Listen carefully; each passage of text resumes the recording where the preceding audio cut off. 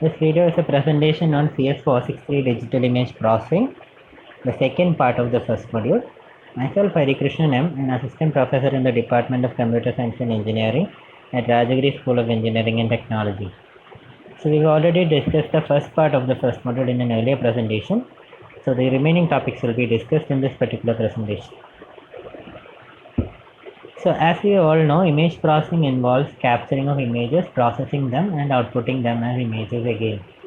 So the human eye works in a similar manner where we are able to capture images with the human eye and our brain is able to process it and extract the required information from what we see. Okay, so the human eye plays a huge role in image processing when it deals with human beings. Okay, so these are the various parts of a human eye, and a detailed explanation about this is not necessary from the syllabus point of view. So we'll move on to the next topic, which is image acquisition. Okay, so even with a human eye, the image acquisition as well as in a digital image processing system works in similar ways. So you have a scene element which is highlighted with a particular source of light or illumination. The imaging system captures the reflected rays that are reflected off the surface of the scene, and this is then projected onto an image plane which digitizes the image and then represents it. So sampling and quantization plays a huge role in image acquisition. So an image may be continuous with respect to and also in intensity. Converting such an image to digital form requires that the coordinates and the intensity be digitized. Digitizing the coordinates is known as sampling, while digitizing the intensity is known as quantization. So when a particular scene element is captured with an imaging device, it is then projected onto a coordinate system. So that particular coordinate system will contain coordinate values, which are spatial coordinates, and the intensity values. So the process of converting it into digital form makes use of sampling and quantization operation. Okay, so the digitization of the coordinates or space is known as sampling, and like I said, the digitization of the amplitude is known as quantization. So once sampling and quantization is performed on a projected image, the resultant operation or the resultant output is a matrix of real numbers. The size of the image is the number of rows by the number of columns. So any image, any digital image is represented as a matrix of numbers. So this is an explanation of how sampling and quantization is done. This image was taken by the textbook by Rafael Gonzalez.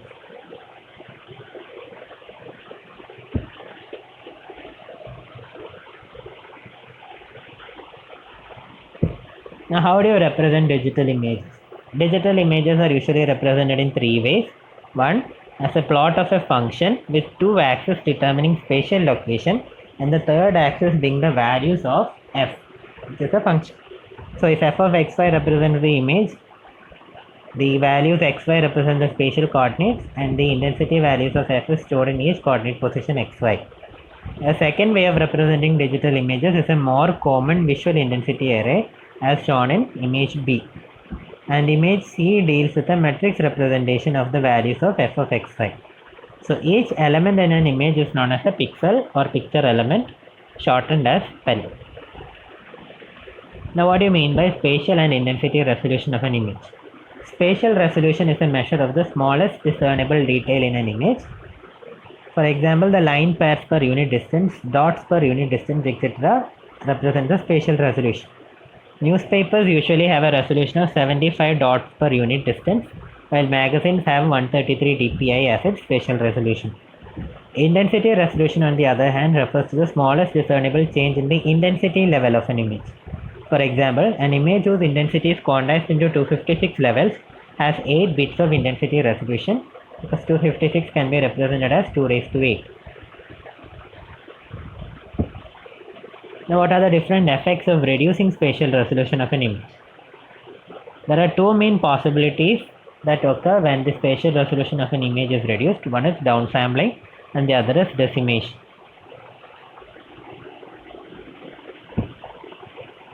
Now what happens when you increase the spatial resolution?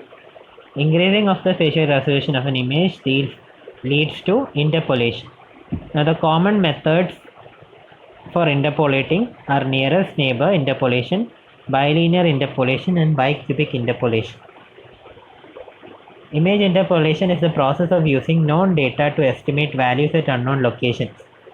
In nearest neighbor interpolation, each new location is assigned the intensity of its nearest neighbor in the original image.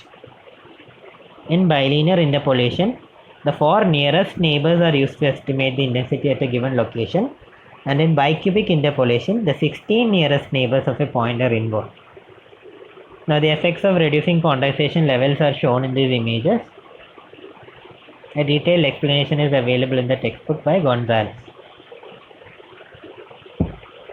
Now the next topic to be discussed in the first module is the different relationships that exist between pixels. Now the first concept that you have to learn is what do you mean by a neighbor of a pixel. A pixel P at coordinates xy have 4 horizontal and vertical neighbors whose coordinates are given by x plus 1 comma y, x minus 1 comma y, x comma y plus 1 and x comma y minus 1. This 4 neighborhood is indicated in the first image given below. This set of pixels called the 4 neighbors of P is usually denoted by n4 of P. Now the 4 diagonal neighbors of P have coordinates x plus 1 comma y plus 1, x minus 1 comma y minus 1, x plus 1 comma y minus 1 and x minus 1 comma y plus 1. These diagonal neighbors are denoted by nd of P.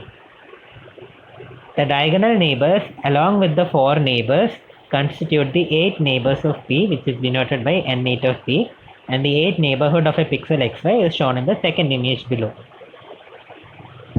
Now what do you mean by adjacency? Let V be the set of intensity values that is used to define adjacency. There are 3 different adjacency measures that are used in pixels. One is 4 adjacency, the other is 8 adjacency, and then you have M adjacency, which represents mixed adjacency. In 4 adjacency, the 2 pixels P and Q with values from V are 4 adjacent if Q is in the set N4 of P. That is, if the pixel Q is in the 4 neighborhood of P, P and Q are said to be 4 adjacent. 8 adjacency means that 2 pixels P and Q with values from V are 8 adjacent if Q is in the set N8 of P. That means if the pixel Q is in the 8 neighborhood of P, then P and Q are said to be 8 adjacent. M adjacency or mixed adjacency is explained as follows. 2 pixels P and Q with values from V are M adjacent if condition 1, Q is in the 4 neighborhood of P, or Q is in the diagonal neighborhood of P, and the set given by the intersection of N4 of P and N4 of Q have no pixels whose values are from V. So if these 2 conditions are satisfied, or either of these 2 conditions are satisfied, the 2 pixels P and Q are said to be M adjacent.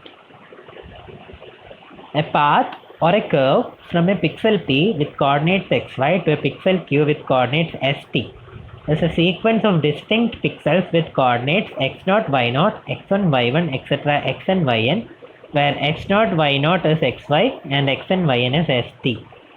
That is a sequence of distinct pixels that start from xy and ends at st is known as a path.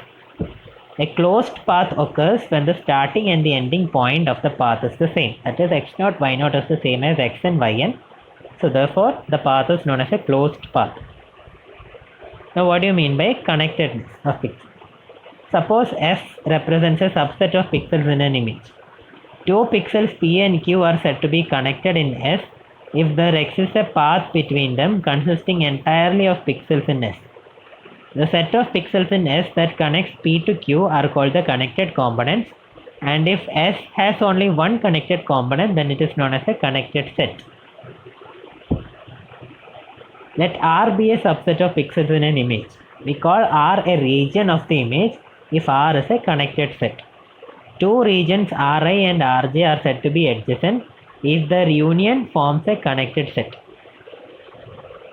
Non-adjacent regions are said to be disjoint. Now what do you mean by foreground and background of an image? Suppose that an image contains k disjoint regions, none of which touches the image border.